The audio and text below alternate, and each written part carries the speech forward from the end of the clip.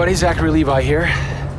Over the last few months, we've brought you exclusive behind-the-scenes looks at the final hours of development of Tomb Raider. You've seen Camilla recording her last few lines, Rihanna musing her last few words, and Jason completing the last few notes of the score.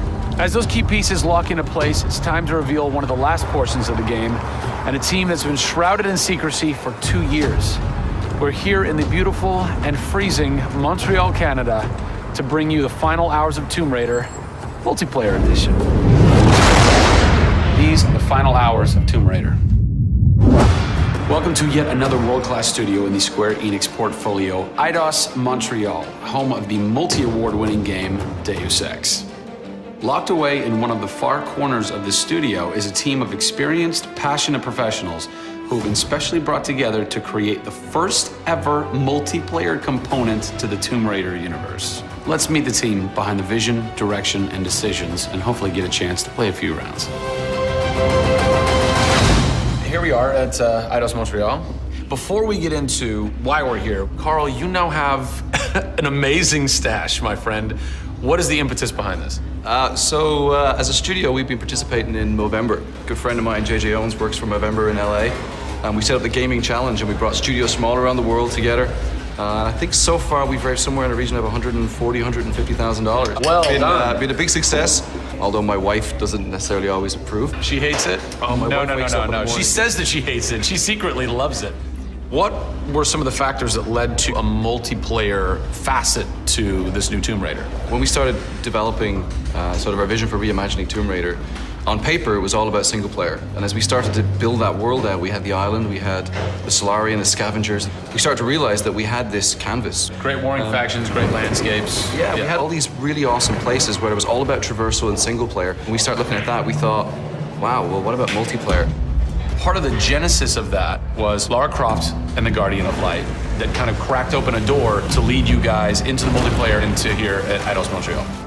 Guardian of Light was a downloadable, a smaller scale project, and that allowed us to sort of take the risks that we wouldn't necessarily take on a full-blown project. Guardian of Light was our Pixar short.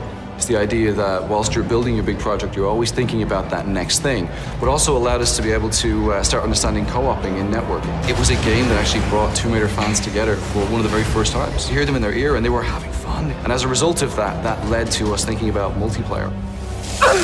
Hopefully our single-player experience we're delivering is a very sort of single-player, solitary, immersive type of experience. But at the same time, we believed tomb raiding together with friends would be fun. Tomb raiding, I think that's the first time I've ever heard that term. I like that. It's fun. You know, axe climbing and zip lining and the traversal that we get in there and the traps. For me, it was very sad to have that catch-22 of it would be great to do this in multiplayer, but we just can't split our resources like that. And that's how Eidos Montreal came about. We had staffed up our team to develop a single player. Everybody was gelling together really well, and it wasn't something that we wanted to just bolt on.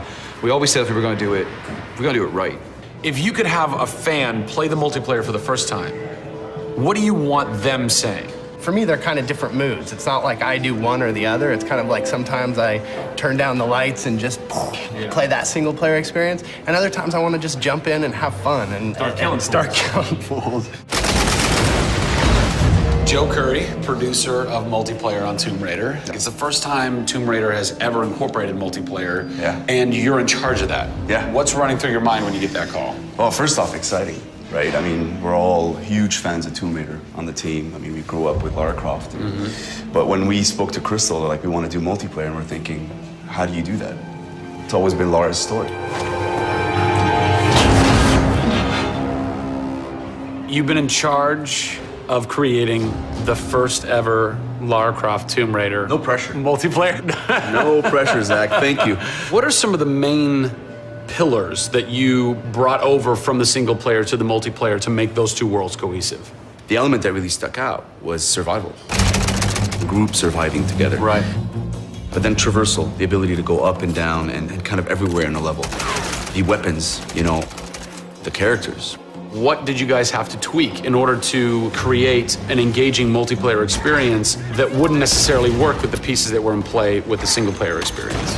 One example is the bow. Especially in the reboot, it's so iconic that we had to make it work for multiplayer. You have a certain forgiveness when you play single player. Multiplayer, players expect snappiness. I shoot you, I expect you to go down, or you can just do what I do, which is take out the biggest gun and just run for them and shoot them out. The environment itself can be a threat. The Solari, you know, the guys that are on the island have had a chance to prepare traps. We've got things like an ammo box that looks like an ammo box, but it's really an explosive device. I need ammo, and it looks just like the regular ammo box, and then you're gonzo. We have a lightning rod. You'll get a lightning strike on the rod, and then you'll eliminate your enemy. First and foremost, we want to be humble. We want players to just have a really memorable experience. I had fun doing this. Do you remember when we set that trap? Moments that the players will come back to and talk about experiences that they've had for themselves, not necessarily the game offering them experiences. Absolutely. So, Joe, behind us we have the QA team, or the quality assurance team. They're a part of the development team. They can tell us what we need to fix and what's working and what's not. When do I get to game test? When do I get to get my hands on the game? Soon. We got a surprise for you first, Zach. So, when I was approached to host the final hours of Tomb Raider, essentially the biggest ask, not even ask, tell that I had was, I want to be in the game. I want to have a cameo, I want to have something. So guess what? Boom! Boom! Boom! I'm a playable character in the multiplayer Tomb Raider. How sick is that, Joe? You and your team are awesome. I can play with myself, virtually. Are we ready? Oh, that burns! You suck! Get those transmitters running. Radio transmitter activated! We're getting off this damn island? We send this in. Beautiful. I would like to try and kick your butt as me in this map right now. Should we try it? All right. Bring it. Let's do it. It's happening right now. Oh, nice! Was that one of my traps? That was one of your traps. Yeah! These booby traps are really fun. I mean, they're really, really fun. Yeah! Don't worry about it. Just because you made the game and I beat him. As you can see from the people and passion here at Eidos Montreal, this isn't just some add-on. They're devoting themselves to making this an experience in keeping with the feeling of single player. Familiar, yet different. Coming up in the final 2 episodes of our series, we go back to the home of Lara Croft. They're taking Tomb Raider to the finish line, and we'll be there for it.